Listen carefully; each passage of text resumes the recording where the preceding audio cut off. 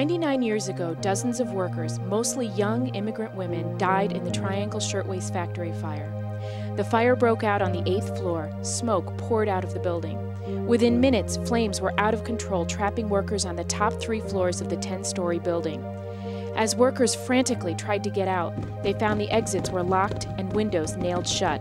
Diving down empty elevator shafts on top of the elevators, which could no longer function because of the heat. Poorly anchored fire escapes buckled and collapsed under the weight of the terrified workers trying to escape the flames.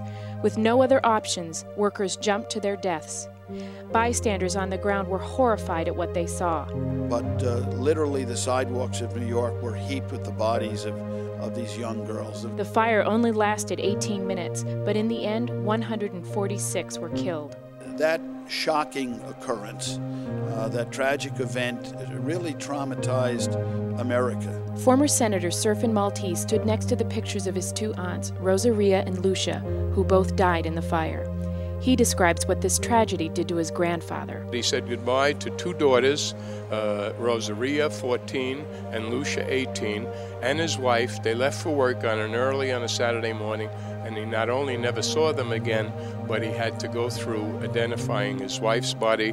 For many months she was unidentified, and identifying his 2 daughters and burying them. At the turn of the 20th century, many employers treated their workers as little more than factory equipment. Labor Commissioner Colleen Gardner spoke on the working conditions at a memorial service honoring the victims.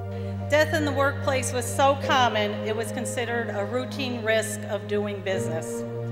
There was no legal mandate for workers' compensation, for unemployment insurance, or for safe working conditions. The horrific event ultimately led to the labor laws that now protect today's workers.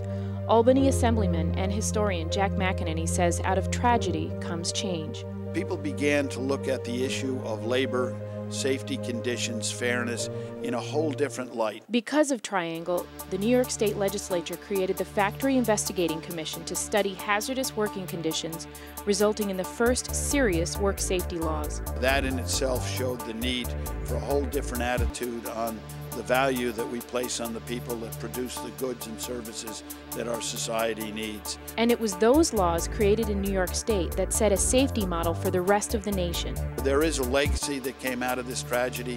It's a positive legacy. And while working conditions are strikingly better than they were in 1911, sadly, some sweatshop conditions still exist today. That's why the New York State Department of Labor is working hard to make sure that a tragedy like Triangle never happens again.